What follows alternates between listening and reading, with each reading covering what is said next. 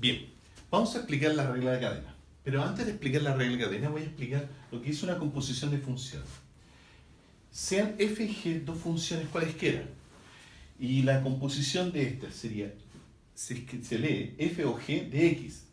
F o g de x es una composición de funciones que es equivalente a decir la función de g de x. Veamos un ejemplo de esto.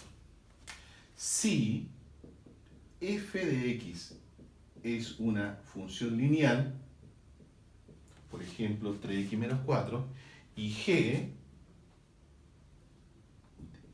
de x es una función cuadrática, f es una función lineal y g es una función cuadrática, y quiero hacer una composición de ella, quiero calcular f o g de la variable x, f o g.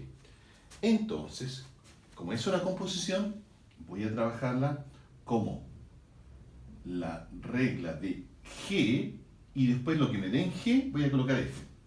Por lo tanto, f o g significa que f, pero de g, ¿pero qué es lo que es g? X cuadrado. Y ahora, lo que está en f, o sea, lo que está en f, lo voy a multiplicar por un 3 y le resto 4. En este caso sería 3 por lo que está dentro. X cuadrado, le resto 4. Por lo tanto, la composición de f o g es 3x cuadrado menos 4. Pero si yo quiero ahora la inversa, la composición de g o f de la variable x, sería lo mismo. G del f de x.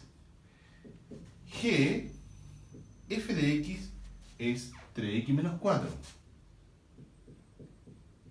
Pero ¿qué es lo que me dice g, que es un x cuadrado? En este caso sería este binomio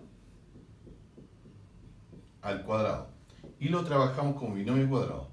9x cuadrado menos 24x más 16. Este g o f y este f o g y este g o f que son distintos.